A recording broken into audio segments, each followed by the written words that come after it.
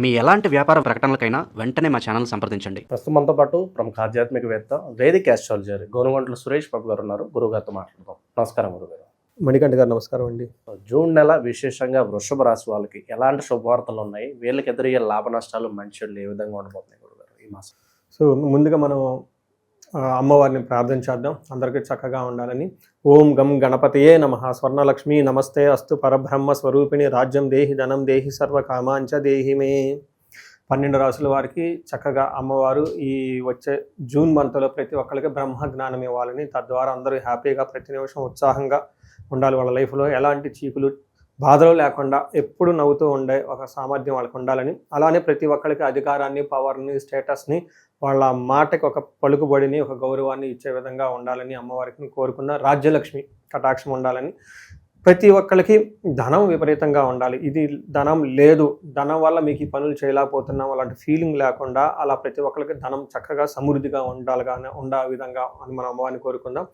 ముఖ్యంగా నాకు బాగా నచ్చింది ఏంటంటే సర్వకామాంచ. ఓకే, అనుకున్న కోరికలన్నీ తక్షణమే. ఎందుకంటే మనం చాలా విషయాల్ని అధికారంతో, పవర్ తోటి కొనలేము, చాలా విషయాలు ధనంతో కూడా చేసుకోలేము. ఇవి కాకుండా అమ్మవారి కృప ఉండటం వల్ల ఇంకెలాంటి కోరికలైనా నేర్చుకోవచ్చు. కాబట్టి సర్వకామార్థ సిద్ధి సర్వకామాంచ దేహిమే. అమ్మవారిని మనకున్న ప్రతి కోరిక కూడా ఇమ్మీడియట్గా తక్షణమే ఆ కోరిక అలా రావటం, అలా ఇమ్మీడియట్గా మనకి అనుకున్న పనులు జరిగే విధంగా అమ్మవారి యొక్క కృపాకరణ మన మీద ఉండాలి. ఈ రాశి ఫలాలు వాళ్ళకి అందరికీ, చూసిన వాళ్ళందరికీ 12 రాశుల వారికి ఉండాలని చెప్పేసి, అందరూ బాగుండాలని చెప్పేసి మనం కోరుకుంటూ ముందుకెళ్దామండి. ముఖ్యంగా మనం ఎప్పుడూ చెప్పుకుంటూ ఉంటాం, ఆ ప్రతి ఒక్క మంత్కి కొన్ని విశిష్టతలు ఉంటాయి. ఈ జూన్ మంత్ వచ్చేటప్పటికి అధిక జ్యేష్ఠ మాస పౌర్ణమితో స్టార్ట్ అయ్యి నిజ జ్యేష్ఠ మాస పౌర్ణమితో ఎండ్ అవుతుంది. అంటే 2 పౌర్ణమిల మధ్య ఇది ఉంటుంది. ఇందులో ఫస్ట్ 15 డేస్ మనకి అధిక మాసం కాబట్టి పెళ్ళిళ్ళు, ముఖ్యమైన కార్యక్రమాలు ఉండవండి. కానీ 15వ తారీఖు నుంచి అక్కడి నుంచి యథావిధిగా పెళ్ళిళ్ళు అవన్నీ చక్కగా ఉన్నాయి. ఈ 15 డేస్ కూడా అందరూ ఈ షాపింగ్లు అవి ఇవి చేస్తూ బిజీగానే ఉంటారు. కాబట్టి టోటల్గా ఒక మంత్లీ అనేది సెలబ్రేటెడ్ మంత్ అని మనం అనుకోవాలి. తర్వాత ఇందులో ఆధ్యాత్మికంగా మనం చూసుకుంటే ఇందులో ఈ మంత్లో 2 శని త్రయోదశులు ఉన్నాయండి. ఇది చాలా రేర్గా వస్తుంది. ఒకనొక టైంలో 5 మాసాల వరకు, 6 మాసాల వరకు, లాస్ట్ ఇయర్ అనుకుంటా 5 మంత్స్ వరకు శని త్రయోదశ రాలేదు.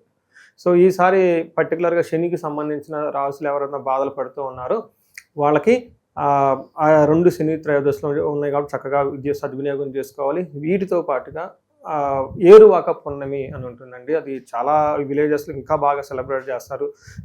ఎద్దులకి చక్కగా కొమ్ములకి రంగులు వేసేసి, గంటలు కట్టి, ములికర్ర పట్టుకొని, ఒక తప్పట్లో పెట్టుకొని, అవన్నీ ఏమంటారు భజనచీలు పెట్టుకొని గుడి చుట్టూ తిరిగేసి అక్కడి నుంచి వెళ్ళిపోయేసి అరకలు దున్నుతూ ఉంటారు పొలాల్లో. ఈ ఏరువాక పున్నమి ఈ విలేజెస్లో ఇప్పటికీ చాలా చక్కగా బ్రహ్మాండంగా చేస్తుంటారు. అది అందరూ మర్చిపోకుండా సెలబ్రేటెడ్ లాగా చేస్తూ ఉంటారు. అందరూ చేసుకోవాలని చెప్పేసి అది మనం కోరుకుందామండి. ఇలా అన్ని విశిష్టతలు కలిగిన ఈ జూన్ మంత్లో 12 రాసుల వారికి ఎలా ఉందో మనం చూద్దాం. జ్యోతిష శాస్త్రం ప్రకారంగా ఇంకొక ముఖ్యమైన విషయం ఏంటంటే ఇందులో 5 గ్రహాలు మారుతూ ఉన్నాయండి. గురువు మారుతున్నారు జూన్ 2న, తర్వాత గురువుతో మాటు జూన్ 8న వచ్చేటప్పటికి శుక్రుడు మారుతున్నారు, 21వ తారీఖున జూన్ మారుతున్నారు, 15వ తారీఖు సూర్యుడు మారుతూ ఉన్నారు. 2 రోజుల ముందే అంటే 29కి వచ్చేటప్పటికి బుధుడు కూడా మారుతూ ఉన్నారు. అంటే టోటల్గా 5 గ్రహాల యొక్క ఇంపాక్ట్ ఈ మంత్లో వీళ్ళకి ఎలా ఉందో మనం తెలుసుకునే ప్రయత్నం మనం చేద్దాం. 12 రాసుల వారికి. సో వృషభ రాశి వారికి ఇంట్రొడక్షన్ 1 సెంటెన్స్లో కావాలనుకుంటే మిక్స్డ్గా ఉంటుంది. కొంచెం ఆచి తూచి ఓకే కేర్ఫుల్గా అడుగులేయాల్సిన మంత్ అని మనం చెప్పుకోవచ్చు. మనం ఎప్పుడైతే ఇప్పటి వరకు జూన్ వాళ్ళు ఏమంటారు విమాన స్పీడ్లో వెళ్ళిపోతున్న వాళ్ళు కొంచెం ఆగాల్సిన టైం అయితే వచ్చింది. అలానే బాగా ఉండదని కాదండి, అది మనం ఆల్రెడీ రాశి ఫలాలు, మంత్లీ ఫలాలు, యాన్యువల్ ఫలితాలు రకరకాలుగా చెప్పుకున్నాం అనమాట మనం. సో ఇందులో చూసుకుంటే గురువు మారుతూ ఉన్నారు. 5 గ్రహాలు మారటంలో వీళ్ళకి అంతకుముందుగా ఉన్నట్లుగా ఆడింది ఆట, పాడింది పాటగా ఉన్నదైతే ఉండదు. కాలాన్ని బాగుంటుందని మనం చెప్పుకోవచ్చు. ఇందులో జూన్ మాసం చూస్తే ఇందులో నక్షత్రాలు ముందు చూసుకుంటే కృతిక 2, 3, 4 పాదాలు, రోహిణి 1, 2, 3, 4 పాదాలు, నెక్స్ట్ మృగశిర 1, 2 పాదాలు అంతా ఈ రాశిలో ఉంటారు. పేరు బలం బట్టి చూసుకుంటే ఈ ఊ ఏ ఓ వా వి వే ఓ అన్న లెటర్స్ అంతా కూడా ఇందులో ఈ రాశిలో ఈ పేరులో ఉన్న వాళ్ళు ఉంటారు. మన లఘు గోచారం, సూక్ష్మ గోచారం చూసుకుంటే ఫస్ట్ సూర్య భగవానుడి వల్ల ధన ప్రవాహం వస్తుంది. రెండోది కుజుడు 12వ స్థానంలో ఉండటం వల్ల విపరీతమైన ఖర్చులు ఉంటాయని చెప్పుకుంటారు. 2, 3 ప్లేసుల్లో వీళ్ళకి బుధుడు శుక్రుడు ఉండటంతో విభూదిం ప్రాస్పరిటీ అని మనకు చెప్తారు. బుధుని వల్ల ప్రాస్పరిటీ, శుక్రుని వాళ్ళు వచ్చేటప్పటికి విభూది అంటే ఆల్రౌండ్ ప్రాస్పరిటీ అని మనం చెప్తారు. మనం ఒక్కొక్క గ్రహాన్ని చూసుకుంటూ ఉంటే సూర్యుడు వీళ్ళకి 2వ ప్లేస్లో ఉండటంతో ఏమవుతుంది, హీనత్వం దుష్ట సంసర్గో మనస్తాప శిరోవిధ నిష్ఫలం కృషి వాణిజ్య వెత్తరాశిగతో రవి అని చెప్తారు. అంటే వీళ్ళకి 2వ స్థానంలో రవి ఉండటం వల్ల ఏమవుతుంది, హీనత్వం, బాగా టైర్డ్నెస్గా ఉంటుంది, నీచ బుద్ధి కలుగుతుంది, దుర్మార్గులతో సమాసం చేయాలని ఆలోచన వస్తుంది, దుష్ట సంసర్గో దుర్మార్గులతో సవాసం చేయాలని వస్తుంది, మనస్తాప ఆ తర్వాత మనస్తాపానికి గురవుతూ ఉంటారు. దీనితో పాటుగా నిష్ఫలం కృషి వాణిజ్యం అని చెప్తారు. అంటే ఏదైనా బిజినెస్ చేసినా వ్యవసాయం చేసినా అందులో రిజల్ట్ వాళ్ళకి రాకుండా సరిగ్గా ఇబ్బంది పడుతూ ఉంటారు. ధనానికి కొంచెం కోల్పోయే అవకాశం ఉంటుంది. ఇతరుల చేత మోసగింపబడతారు. కేర్ఫుల్గా ఉండాలి. వీళ్ళు బాగానే ఉంటారు, పక్కన ఉన్న వాళ్ళు చీట్ చేసే అవకాశం ఉంటుంది. వీళ్ళకి గొడవలు కూడాను చాలా విపరీతంగా అయ్యే అవకాశం ఉంటుంది. జాగ్రత్తగా గమనించాలి. అంటే మనం ఏం చెప్పుకుంటామండి, ఇప్పుడు మనం సూర్యుడు కూడా వీళ్ళకి 50-50గా ఉన్నాడు, కుజుడు కూడా 50-50గా ఉన్నారు. బుధుడు మాత్రం ఫైనాన్షియల్ ట్రాన్సాక్షన్ మనీ ప్రవాహాన్ని ఇస్తూ ఉంటారు. కుటుంబంతో పరస్పరమైన మంచి అవగాహన కూడా ఉంటారు ఫైనల్గా అని చెప్పుకోవచ్చు. అయితే కుజుడు వీళ్ళకి 12వ స్థానంలో ఉండడంతో మిక్స్డ్ రిజల్ట్ అని మనం చెప్పుకోవచ్చు. ఒక పాజిటివ్ ఏంటంటే మనీ ప్రకారంగా బాగానే ఫ్లో ఉంటుంది, కానీ మిగతా విషయాలు కొంచెం జాగ్రత్తగా ఉండాలి. మనకి సంస్కృతంలో ఏం చెప్తారంటే మహర్షులు ప్రవాసం వ్యాధి పీడాంచ బంధువైరం ధనక్షయం దేహ పీఢాం సంచారం ద్వాదశ స్థానకే కుజ అని చెప్తారు. అంటే 12వ స్థానంలో కుజుడు ఉండటం వల్ల ఏమవుతుంది, ప్రవాసం అంటే అవుట్ స్టేషన్లో ఉండే అవకాశం ఉంటుంది, వెకేషన్కి వెళ్ళవచ్చు, లేదంటే ఫారిన్కి వెళ్ళటం కానీ కొంతకాలం దూరంగా ఉండే అవకాశం ఉంటుంది. వ్యాధి పీడం వ్యాధుల ద్వారా పీడించబడతారు. బంధువులతోటి బంధువైరం ధనక్షయం బంధువులతో గొడవలు పడుతూ ఉంటారు, ధనాన్ని కూడా కోల్పోతూ ఉంటారు. దేహ పీడం శారీరకంగా అలసట ఉంటుంది. సంచారం అటు ఇటు ట్రావెల్ చేయాల్సిన అవసరం అయితే ఉంటుందని మనం చెప్పుకోవాలి. అయితే ఇంకొక ముఖ్యమైన గ్రహం శుక్రుడు 3వ స్థానంలో ఉండటం, ఇది మిక్స్డ్ రిజల్ట్ అని చెప్పుకోవచ్చు. కొన్ని గ్రంథాల్లో బాగుందని చెప్పొచ్చు, కొన్నిట్లో బాగలేదని చెప్పుకోవచ్చు. వాళ్ళ యొక్క ఇండివిజువల్ రాశిని బట్టి చూస్తే ఓవరాల్గా ఎలా ఉంటుందంటే 3వ స్థానంలో శుక్రుడు ఉండటం వల్ల శత్రువులు పెరిగే అవకాశం ఎక్కువగా ఉండి గత జీవన రాహిత్యం అంటే ఇంత ముందులాగా వైభవంగా ఉండే అవకాశం చాలా తక్కువగా ఉంటుంది. కానీ మిత్రుల వల్ల లాభం ఉంటుంది. వీళ్ళ మాటకి గౌరవం చాలా ఎక్కువగా ఉంటుంది. మాటలు చలామణి అవుతూ ఉంటుంది. పలుకుబడి ధనము గౌరవం పెరుగుతూ ఉంటుందని చెప్పుకోవచ్చు. సో మనం ఏ ప్రకారంగా చూసుకున్నా కానీ వీళ్ళకి కొంచెం 50-50గా మిక్స్డ్గా ఉందని చెప్పుకోవాలి.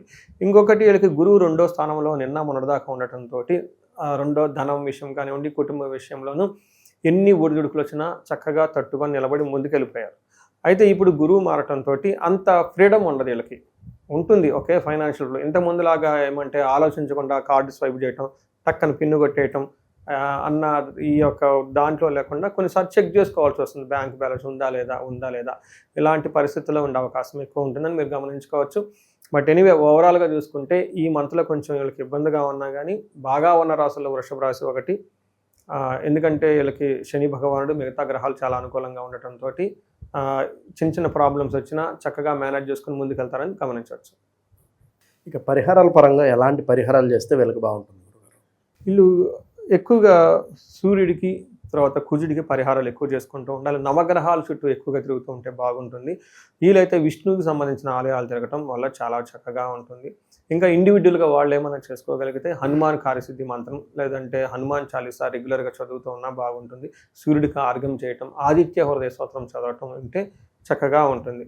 ఇంత కాకుండా వీళ్ళకి శుక్రుడి యొక్క ప్రభావం చాలా ఎక్కువగా, అది కూడా మిక్స్డ్గా ఉంది కాబట్టి శుక్రవారాలు కొంచెం నిష్టగా ఉంటే బాగుంటుంది. అంటే స్నానం చేయటం, చక్కగా తులసి చెట్టుని పూజించడం, ఆ రోజు ఫుడ్ అంతా కొంచెం కేర్ఫుల్గా సాత్వికమైన ఆహారం తీసుకుంటూ ఉంటే చక్కగా ఉంటుంది. ఇంత వాటితో పాటు ఇండివిజువల్గా వాళ్ళ లైఫ్ని ఏదైనా చూసుకుంటే జాతకం బట్టి బాగలేదంటే మనం కన్సల్ట్ అయితే హెల్ప్ చేయొచ్చు. సో ఇందులో పరిహారాలు మనం చెప్పుకుంటే ఒక రీసెర్చ్ లాగా చేస్తున్నానండి. ఎవరికైతే 35 సంవత్సరాల నుంచి 45 సంవత్సరాల మధ్యలో ఉంటారో, కెరియర్లో మంచి ఎడ్యుకేషన్ ఉండి సక్సెస్ఫుల్ ట్రాక్ రికార్డు ఉండి చక్కగా ఉండేసి సడన్గా వాళ్ళ లైఫ్లో ఒక క్రైసిస్ లాగా ఉండి కన్ఫ్యూజన్ ఉండి ఎటెలాలో అర్థం కాకుండా ఒక స్టాగ్నేటెడ్ పీరియడ్గా ఎందుకు ఉంటుంది, అసలు ఎలా ఎందుకు జరుగుతుంది అనే దాని గురించి నేను రీసెర్చ్ చేస్తున్నాను. చాలామందికి మిడ్ లైఫ్ క్రైసిస్ అంటారు. 40 నుంచి 45 ఈ మధ్యలో చాలామందికి జెంట్స్కి, ఈవెన్ లేడీస్ కూడాను మెనోపాజ్ని, హార్మోనల్ చేంజెస్ అని చెప్తూ ఉంటారు. బట్ మోడర్న్ సైన్స్ అందరితో ఆగిపోతుంది, మిడ్ లైఫ్ క్రైసిస్ అంటారు. బట్ రియల్ లైఫ్లో చూసుకుంటే ఆస్ట్రాలజీలో డిఫరెంట్గా చెప్తూ ఉంటారు. వాళ్ళకి లైఫ్లో ఏమైనా శాపాలున్నా యోగాలున్నా గ్రహ దోషాలున్నా ఆ టైంలో కరెక్ట్గా వాళ్ళకి యాక్టివేట్ అవుతూ ఉంటాయి అన్నమాట. ఈ టైంలో ఎవరైనా కనుక ఆగిపోయి ఉంటే ఒక్కసారి ఇండివిజువల్గా జాతకం చూపించుకొని ఒక్కసారి టోటల్ థరో స్కాన్ వాళ్ళ అసలు హారోస్కోప్లో ఎన్ని 11 నుంచి 13 రకాల శాపాలు ఈజీగా ఉంటాయి, అవన్నీ ఈ టైంలో యాక్టివేట్ ఉన్నాయా, ఏ దశలో ఈ దశలో ఏమైనా వాళ్ళ జన్మ జాతకంలో దశాభుక్తికి సంబంధించిన గ్రహాలు ఏమైనా దోషాలు ఉన్నాయా అవన్నీ చెక్ చేసేసుకొని వాటికి సంబంధించిన పరిహారాలు చేసుకుంటే లైఫ్ 10 గంటల ముందెళ్ళే అవకాశం చాలామందికి ఎక్కువ ఉంటుందండి. చాలామందికి ఎక్కువగా భార్యాభర్తల మధ్య అన్యోన్యత లేదని ఇబ్బంది పడుతూ ఉంటారు. అన్యోన్య దాంపత్య పాశుపత అభిషేకము, కొంతమందికి పెళ్ళిళ్ళు కావట్లేదని ఇబ్బంది పడిపోతూ ఉంటారు. విశ్వావసు గంధర్వరాజ హోమము, జపము, తర్వాత దాన తర్పణాలు చేస్తే ఖచ్చితంగా పెళ్ళి అవుతుంది. చాలామందికి ఈ టైంలో మాకు మనీ సోర్సెస్ లేదంటే ఇబ్బంది పడిపోతున్నాము అనుకుంటే స్వర్ణలక్ష్మి విశేష హోమం అని ఉంటుందండి. ఇది అప్పటి నుంచో తరతరాలుగా ఉపాసన చేస్తున్న మంత్రము. దీని ద్వారా కనుక వాళ్ళకి చక్కగా సంపూర్ణమైన పూజ చేయాలన్నమాట. 1,00,000 సార్లు జపం చేసి హోమం చేసి దానాలు తర్పణాలు అవన్నీ ఇచ్చేస్తే పాశుపత అభిషేకాలు చేస్తే ఆ యొక్క ధన ప్రవాహం వస్తుంది. మృత్యుంజయ పాశుపత అభిషేకము, సంతాన పాశుపత అభిషేకము, వీటితో పాటు వివాహానికి సంబంధించి శీఘ్రంగా వివాహానికి సంబంధించిన గౌరీ వర పాశుపత అభిషేకము, ఇలా ఎన్నో రకాల మనకి సమాధానాలు, సొల్యూషన్స్, రెమెడీస్ రూపంలో ఉన్నాయండి. ఎవరికైనా కనుక మేము ఆగిపోయాము లైఫ్లో అని అనుకుంటే ఒక్కసారి ఇండివిజువల్గా జాతకం చూపించుకొని అందులో దాని కారణాలు ఏంటో తెలుసుకొని ఆ యొక్క తీవ్రతను బట్టి అనమాట, ఆ యొక్క సమస్య తీవ్రతను బట్టి పరిష్కారాలు చక్కగా చేసుకుంటే లైఫ్ అనేది స్మూత్గా చక్కగా వెళ్తుంది. అందరికీ అమ్మవారు అష్టైశ్వర్యాలు ఇవ్వాలి, భోగభాగ్యాలు ఇవ్వాలి, అందరూ చక్కగా ఉండాలని చెప్పేసి మనం అమ్మవారిని కోరుకుంటూ సెలవు తీసుకుందాం అండి. నమస్తే.